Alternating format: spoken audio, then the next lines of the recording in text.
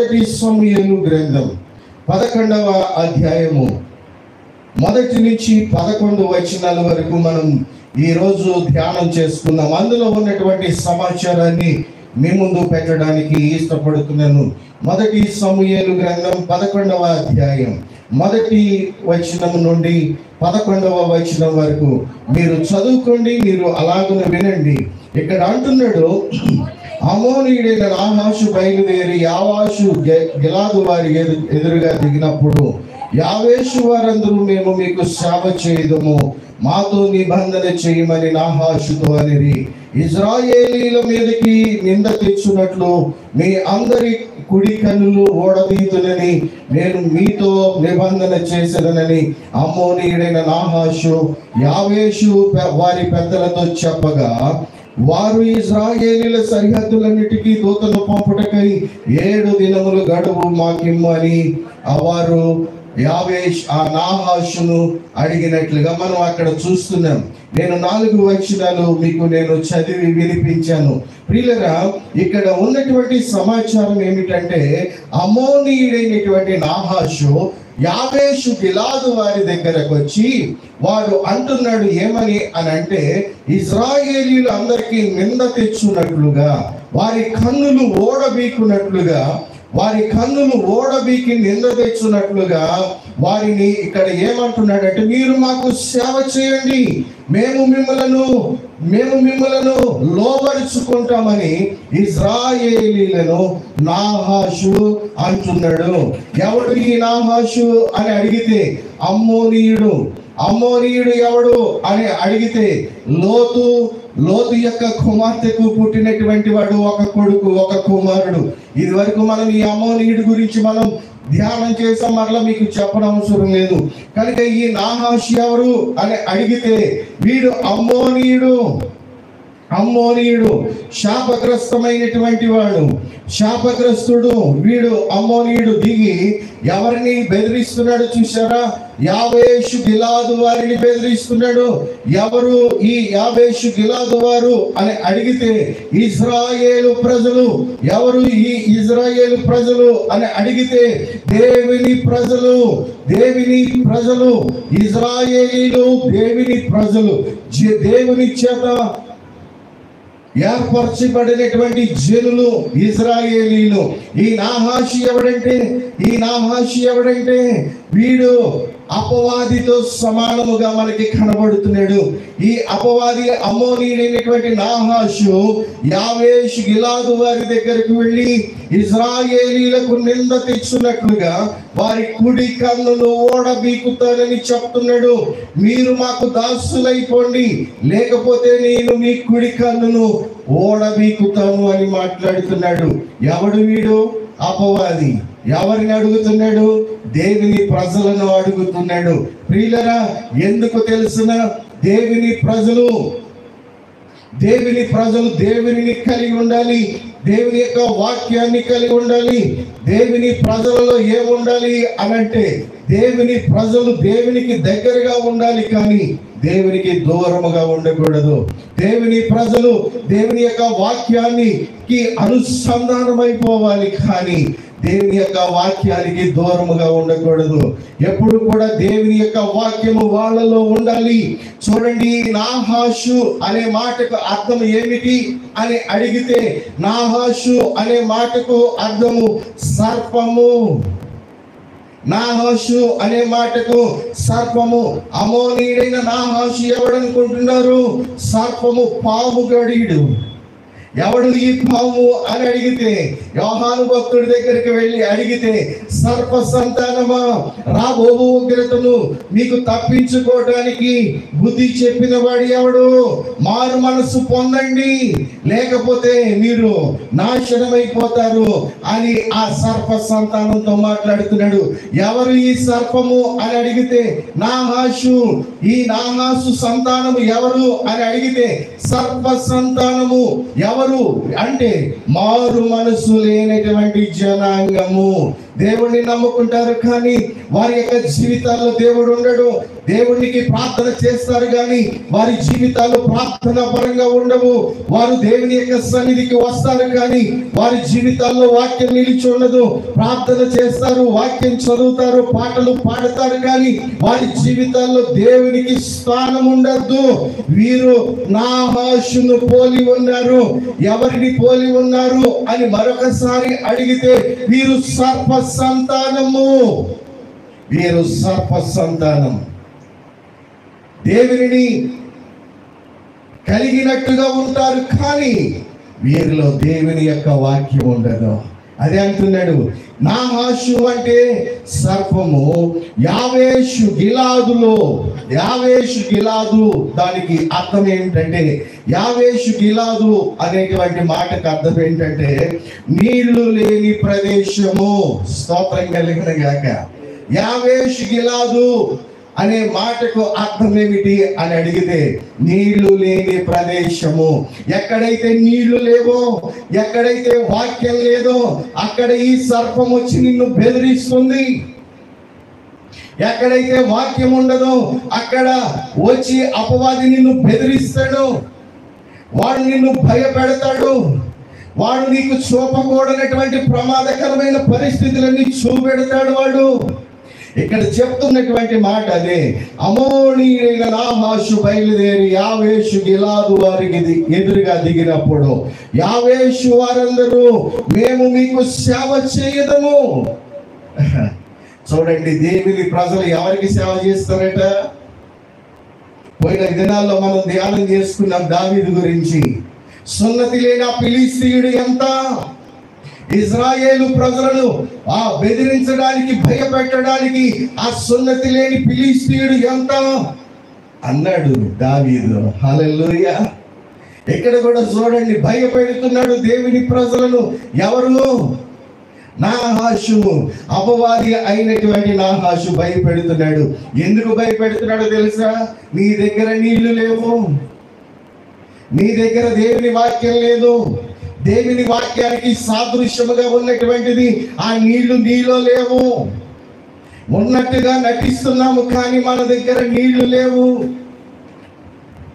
దేవుడు ఉన్నట్టుగా మనం ప్రవర్తిస్తున్నాము కానీ దేవుడు లేడు. ఈ రోజు ప్రియులారా, ఈ నటన, ఈ వేషధారణ మన నుండి తొలగిపోవాలి. హల్లెలూయా, హల్లెలూయా. అపవాదిని ఎదిరించాలి అని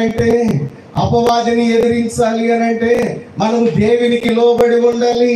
అందుకనే దేవుడు యొక్క వాక్యంలో ఒక మాట ఉంది, దేవునికి లోబడి ఉండండి, అపవాదిని ఎదిరించండి, అప్పుడు వాడు మీ వద్ద నుండి పారిపోతాడు. ఏమైపోతాడు? పరిగెత్తుతాడు. ఏమైతాడు? చెప్పండి, నోరు తెచ్చి. ఇక్కడే ఉంటాడా?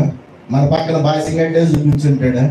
లేదా పక్కన కుర్చీలో కూర్చొని చెయ్యి భుజం మీద వేస్తాడా? దేవునికి లోబడి ఉన్నప్పుడు అపవాదికి అక్కడ స్థానం ఉండదు. హల్లెలూయా. రాత్రి ప్రార్థన చేసి వెళ్తే నా దగ్గరికి వచ్చాడు వాడు. ఏంద్ర ఇక్కడ పని ఏంటి నీకు? నా చూసి వెళ్దామని. నీకు అంత సీన్ లేదు, వీళ్ళు ముందు ఇక్కడి నుంచేదన్న. హల్లెలూయా. ప్రియులారా, మనము దేవునికి ఎప్పుడైతే లోబడి ఉంటామో అపవాది వస్తాడు భయపెట్టడానికి. నా దగ్గరికి ఎందుకు వచ్చావురా అని అడిగితే నిన్ను చూద్దామని. అంటే 6 దినాలు ఉపవాసం ఉన్నాం కదా, ప్రార్థన చేస్తున్నాము కదా, వస్తున్నాడు చూద్దామని అన్నాడు. చూసావు కదా ఇల్లంతా. హల్లెలూయా.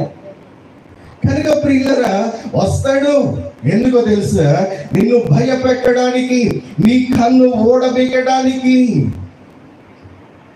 నాహాషు బయలుదేరి యావేషు గిలాదు వారి దగ్గరికి దిగి మాతో నిబంధన చేయుము, ఇజ్రాయేలు అందరి మీదకి నింద తెచ్చినట్లుగా వారి కుడి కన్నును నేను ఓడబీకుతామని అమోనీయుడైన నాహాషు యావేషు గిలాదు వారి పెద్దలతో చెప్పగా, మేము ఇజ్రాయేలీల సరిహద్దులన్నిటికీ నీ దూతలను పంపుటకై 7 దినములు గడువిమ్ము మాకు. ఎన్ని దినాలు? ఎవరిని అడుగుతున్నారు? చెప్పండి, ఎవరిని అడుగుతున్నారు? ఇజ్రాయేలు ప్రజలు అమోనీయుడైన నాహాషును అడుగుతున్నారు. ఇజ్రాయేలు ప్రజలు అమోనీయుడైన నాహాషుని అడుగుతున్నారు, ఎన్ని దినాలు గడువు? ఈరోజు మన బ్రతుకులో కూడా అంతే. మాకొక రోజు గడువియ్యి, మాకొక 2 రోజులు గడువియ్యి, మాకొక 2 గంటలు గడువివ్వు. కాదు, యేసు నామములో బయటకు పో, అంతే. పరుగు యేసు నామములో. హల్లెలూయా, హల్లెలూయా. అది మనందరికీ సాధ్యమే. ఎప్పుడో తెలుసా?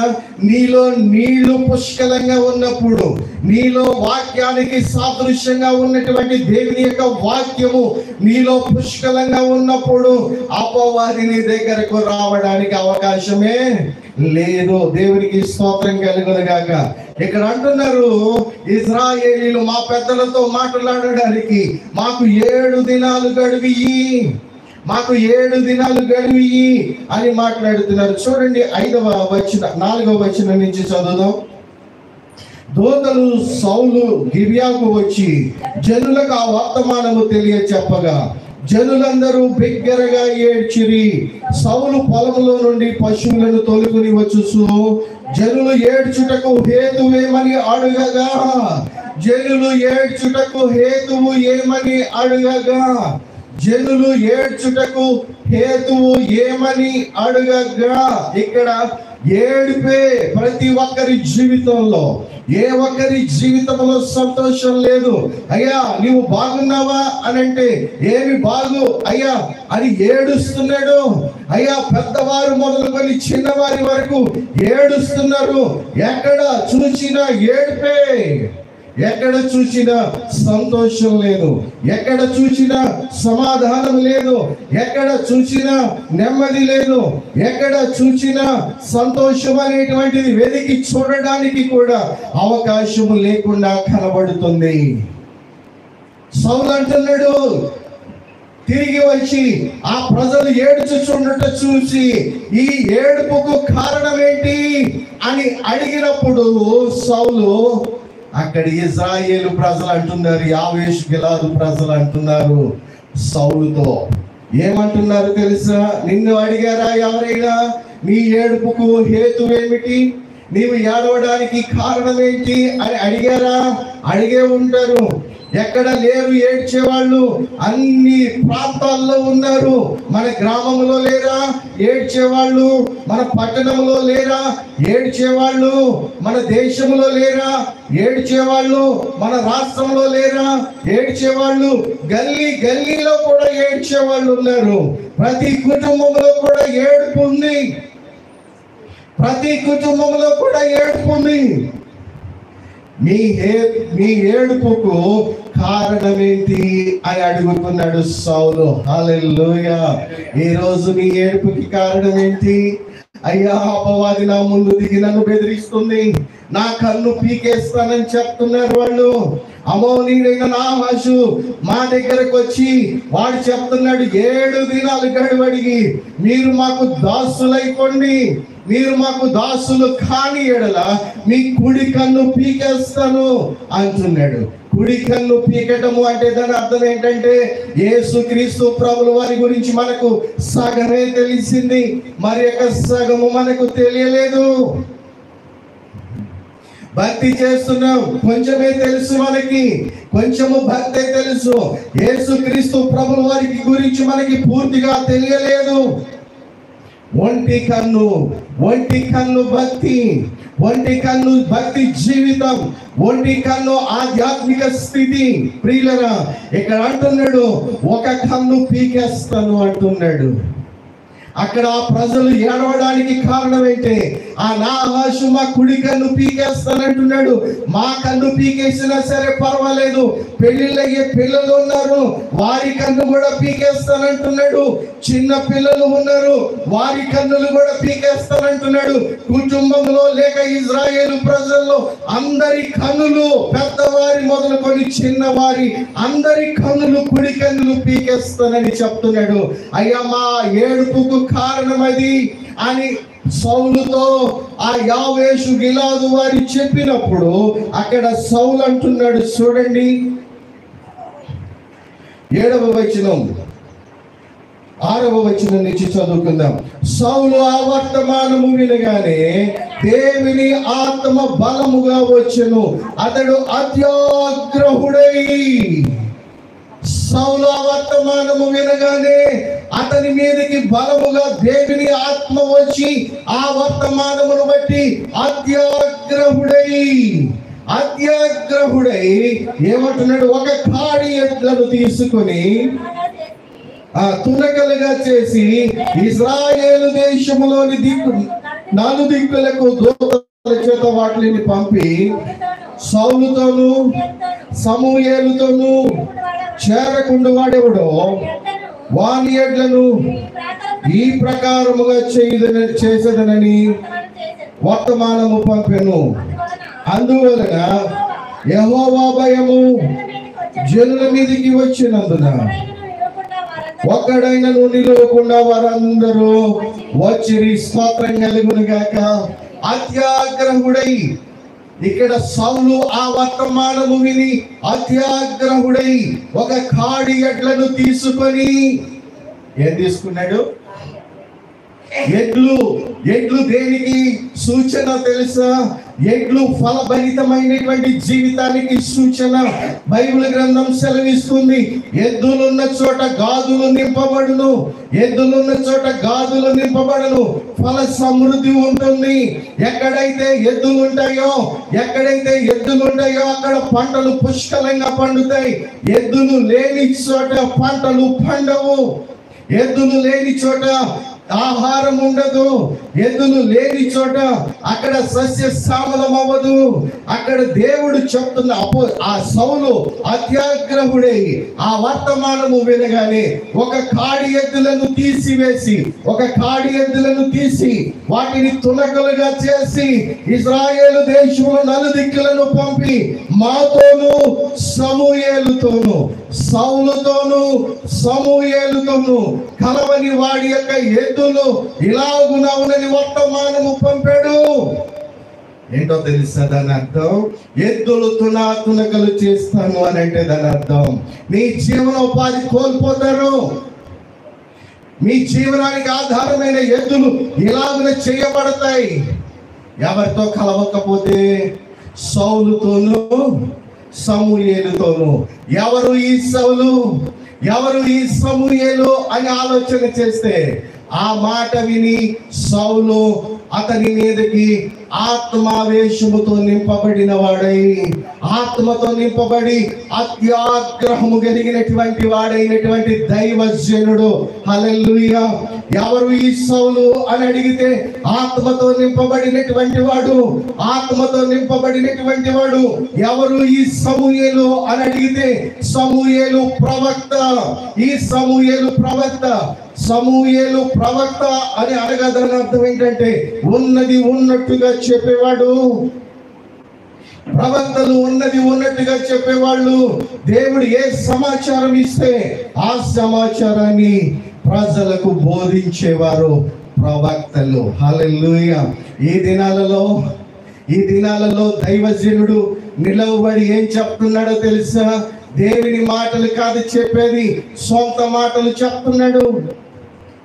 సొంత ప్రయోజనాల కొరకు మాట్లాడుతున్నాడు. సొంత కార్యక్రమాలను చెప్తున్నాడు. దేవుని వాక్యాన్ని చెప్పవలసినటువంటి దైవ సేవకుడు, దేవుని మాటలు చెప్పవలసినటువంటి వాడు సొంత విషయాలను బోధిస్తున్నాడు. ఇక్కడ సౌలు అంటున్నాడు, నాతోను సమూయేలుతోను. మనం ఎవరితో కలవాలి తెలుసా? నా ఆశని జయించాలి అనంటే, అపవాదిని జయించాలి అనంటే ఎవరితో కలవాలి తెలుసా? అభిషేకించబడిన దైవ సేవకులతో కలవాలి. దేవుని వాక్యమును ఉన్నది ఉన్నట్టుగా చెప్పే దైవ సేవకులతో కలవాలి. నీవు వెళ్ళే మందిరంలో ఆత్మాభిషేకము కలిగినటువంటి దైవ సేవకుడేనా? నీవు వాక్యము వింటున్నటువంటి చెప్తున్న దైవ సేవకుడు వాక్యాన్ని ఉన్నది ఉన్నట్టు ప్రకటించేవాడేనా? పిట్ట కథలు చెప్తున్నాడా? లేక నవ్వులాటకు కొన్ని ఏమైనా చెప్తున్నాడా? దేవుని యొక్క వాక్యముగా ఉన్నది ఉన్నట్టుగా ప్రకటించేవాడు ప్రవక్త. దేవుని సేవకుడు ఆత్మాభిషేకముతో నింపబడాలి. హల్లెలూయా. ఇక్కడ అంటున్నాడు, సౌలు ఆ వర్తమానము విని అత్యాగ్రహుడై నాతోనూ సమూయేలుతోనూ కలవని వాడి యొక్క ఎద్దులు తునకలుగా చేయబడతాయి. జీవనాధారము పోతుంది. వారి యొక్క పంటలు సస్యశ్యామలము కాకుండా శపించబడతాయి. కారణం ఏంటో తెలుసా? నాహాషు దిగాడు. అపవాదిని జయించాలి కనుక అందరూ కూడి రండి. నలుదిక్కులకు ఎందుకు పంపించాడు తెలుసా? ఇశ్రాయేలు ప్రజలారా మేల్కోండి, అపవాది మన ముందు దిగాడు, వాడు మన కుడి కన్నులు ఓడబీగుతానని చెప్పాడు. ఆ వర్తమానము నలుదిక్కులకు పంపించాడు. ఎవరితో కలవమని? నాతోను అంటే సౌలుతోను సమూయేలుతోను కలవని వారి యొక్క ఎద్దులు తునకలైపోతాయి అని చెప్పినప్పుడు ఆ వర్తమానము విన్నటువంటి ఇశ్రాయేలు ప్రజలు భయపడిరి. హల్లెలూయా. ఆ వర్తమానము విన్నటువంటి ప్రజలు భయపడిరి. ఈరోజు భయం ఉందా? వర్తమానం వింటున్నటువంటి ప్రజలకు భయం ఉందా? చూద్దాంలే, చేద్దాంలే, దగ్గరికి వచ్చిన తర్వాత చూసేది లేదు, చేసేది లేదు, పోవడమే డైరెక్ట్గా. హల్లెలూయా. కనుక ప్రియులారా, చూద్దాంలే చేద్దాంలే కాదు, సమయము ఉండగానే దేవుడు నీకు సమీపముగా ఉండగానే నీవు దైవ సేవకుడైనటువంటి అభిషేకించబడినటువంటి వాడి దగ్గరకు నీవు చేరాలి. ప్రవక్తలు దగ్గరకు నీవు చేరాలి. దేవుని వాక్యమును ఉన్నట్టుగా ప్రకటించేవాడు దగ్గరకు నీవు రావాలి. స్తోత్రం కలుగును గాక. సౌలు చెప్తున్న మాట ఇదే, నాతోనూ సమూయేలుతోనూ కలవనటువంటి వాడి యొక్క జీవనాధారము పోతుంది అని వర్తమానము పంపించగానే జనులు మిక్కిలి భయపడి చూడండి ఆఖరి మాట 7వ వచనంలో ఆఖరి మాట, ఎడ్లను నేను ఈ ప్రకారముగా చేయదు నేను వర్తమానము చేశాను, అందువలన యెహోవా భయము జనులందరి మీదికి వచ్చెను గనుక ఒకడైనను నిలవకుండా వారందరూ వచ్చిరి. వారందరూ వచ్చిరి. కారణం ఏంటో తెలుసా? ఆ వర్తమానము విని జనులందరూ భయపడ్డారు. దేవుని మాట విని నీవు భయపడుతున్నావా? దేవుని వర్తమానమును విని నీవు భయపడుతున్నావా? దేవుని వర్తమానమును విని భయపడితే నీవు చచ్చిపోకుండా బ్రతుకుతావు, నాశనమైపోకుండా బ్రతుకుతావు. నీ ప్రాణము నరకానికి పోకుండా ఆపబడుతుంది. సౌలు చెప్తున్నాడు, సౌలుతోనూ సమూయేలుతోనూ కలవనటువంటి వారి యొక్క జీవనాధారం ఎడ్లను ఇలాగు చేయదునని వర్తమానము పంపగా జనులు యెహోవా యందు భయము కలిగినటువంటి వారి ప్రజలందరూ కూడా ఆ మాటకు లోబడిరి. హల్లెలూయా. ఆ మాటకు లోబడి ఏం చేస్తున్నారు చూడండి. 8వ వచనాన్ని చదువుకుందాం.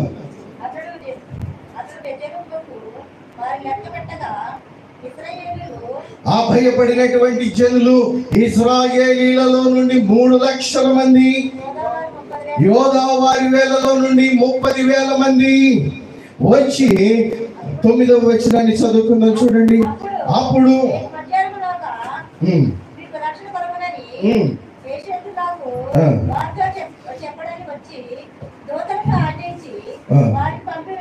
దేవుడికి స్తోత్రం కలుగును గాక. హల్లెలూయా. భయపడి ఏం చేశారు ఇశ్రాయేలీలు? యోధావారు ఇశ్రాయేలీలలో నుంచి 3 లక్షల మంది, యోధావారిలో నుంచి 30,000 మంది. మొత్తం ఎంత అయ్యారు తల్లి? మొత్తం ఎంతమంది? 3,30,000 మంది. 3,30,000 మంది అందరూ ఒక చోట చేరేటప్పటికి దేవుడి యొక్క ఆత్మతో నింపబడినటువంటి సౌలు చెప్తున్నాడు, యావేషు గిలాదు ఆ యొక్క నాహాషుకు పంపించండి వర్తమానం. ఏమన్నా తెలుసా? రేపు మధ్యాహ్నములోగా మేము మీకు లొంగిపోతాం. రేపు మధ్యాహ్నములోగా మేము మీకు లొంగిపోతాం. మీ ఇష్టం వచ్చినది మీరు మా ఎడల చేయవచ్చు అని చెప్పి వారికి వర్తమానము పంపించుడని చెప్పాను. దేవునికి స్తోత్రం కలుగును గాక. హల్లెలూయా. అక్కడ 10వ వచనాన్ని చదువుకుందాం. కాబట్టి యావేషు వారు నాహాషు యొక్క దూతలతో ఇట్లనిరి, రేపు మేము బయలుదేరి మమ్మలను అప్పగించుకుందాము. అప్పుడు మీ దృష్టికి ఏది అనుకూలమో అది మాకు చేయవచ్చును అని. రేపు మధ్యాహ్నములోగా మేము మీకు సరెండర్ అయిపోతాం. మీకు ఏది ఇష్టమో. హల్లెలూయా. చూడండి ప్రియులరా, ప్రణాళిక. ప్రవక్తతో కలిసిన వాడు, అభిషేకించబడిన దైవ సేవకునితో కలిసినటువంటి వాడు ఆ ప్రమాదాన్ని ఎలాగో ఎదిరించాలో వారికి నేర్పిస్తాడు. అపాయం నుండి ఎలా తప్పించాలో వాళ్ళని నడిపిస్తాడు. అభిషేకం ఉండదు, వాక్యంగా చెప్పేవాళ్ళు ఉండరు. ఈరోజు సంఘాలలో చూడండి గ్రూపులు, ఈరోజు సంఘాలలో చూడండి గొడవలు. వాక్యం ఉండదు. కొంతమందికి గొడవ లేకపోతే ఇంటిలో ఆరాధన జరిగినట్టు ఉండదు. సంఘంలో కొంతమందికి సంఘంలో దెబ్బలాటలు లేకపోతే ఆరాధన జరిగినట్టు ఉండదు. ఆరాధనకి సంఘానికి వెళ్ళేది దెబ్బలాడడానికా, దేవుని వాక్యాన్ని వినడానికా? ప్రియులరా, ఈరోజు సంఘాలలో అనేక సంఘాలలో గొడవలు, అనేక సంఘాలలో దెబ్బలాటలు. ఒక గ్రూపుకి పడదు. ఒకళ్ళు ఒక మాట అంటే ఇంకొకళ్ళు ఇంకొక మాట అంటారు. ఇక్కడ చెప్తున్నాడు, అభిషేకించబడినటువంటి ఆత్మతో నింపబడినటువంటి సౌలు నాతోనూ సమూయేలుతోనూ కలవడినటువంటి వారి యొక్క యుద్ధులు తునాతునకులు చేయబడతాయని వర్తమానము పంపించినప్పుడు యెహోవా భయము ఇజ్రాయేలు ప్రజలందరి మీదకి రాగా, ఇజ్రాయేలీలలో నుంచి 3,00,000 మంది, యోధా వారిలో నుంచి 30,000 మంది కూడి వచ్చినప్పుడు అక్కడ నాహాషుకి యావేషు గిలాదు వారు వర్తమానం పట్టుకెళ్తున్నారు. నాహాషు యొక్క దూతలకు యావేషు గిలాదు వారు వర్తమానాన్ని పంపిస్తున్నారు.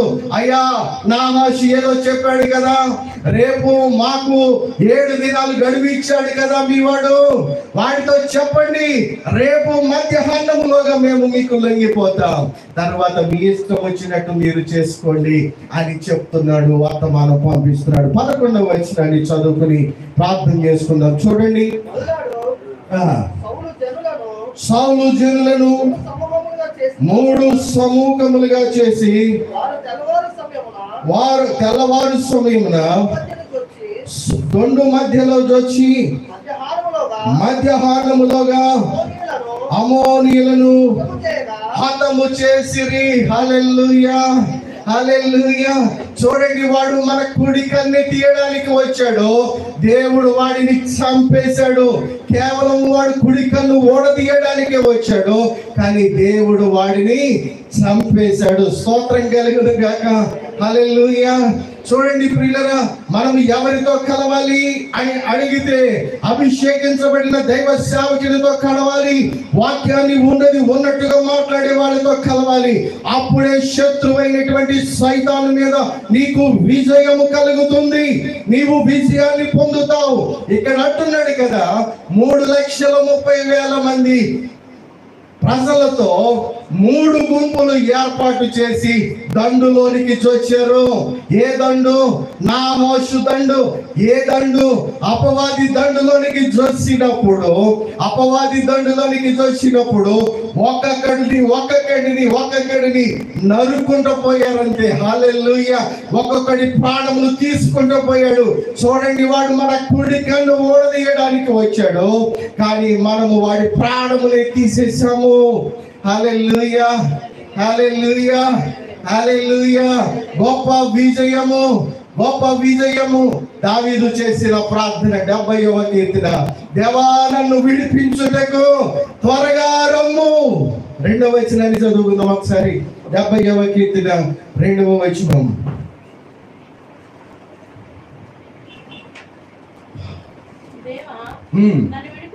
నన్ను విడిపించుటకు త్వరగా రమ్ము. యెహోవా నా సహాయము నాకేడము. నా ప్రాణమును తీయగోరు వారు సిగ్గుపడి అవమానము నొందుదురుగాక.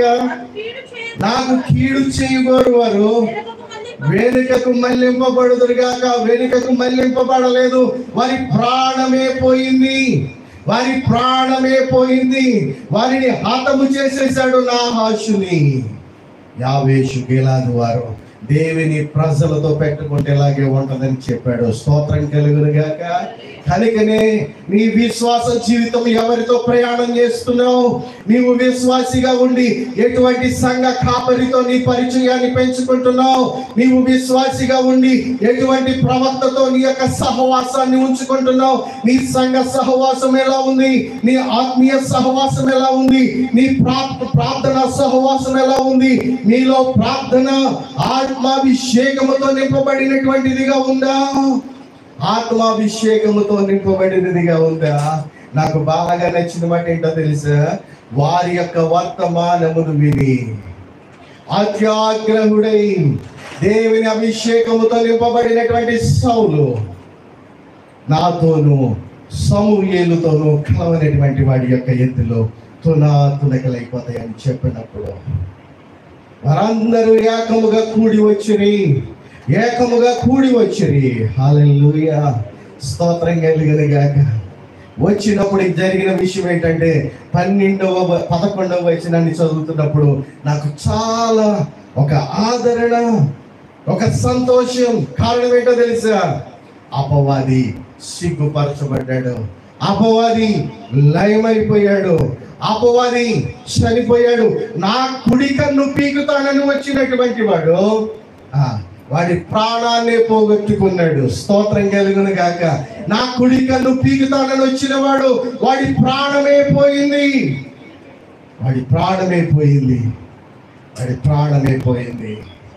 ప్రియులారా, ఈ మధ్యాహ్న కాల సమయంలో దేవుని మాటలు విన్నటువంటి నీవు, నీ పరిచయం అభిషేకించబడిన దైవ సేవకుడితోనా? వాక్యాన్ని ఉన్నట్టుగా చెప్పేటువంటి దైవ సేవకుడితోనేనా?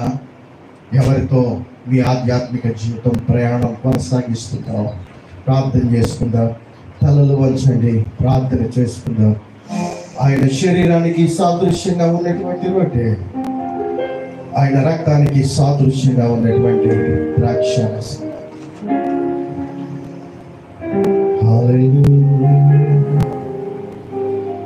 హల్లెలూయా, స్తోత్రం.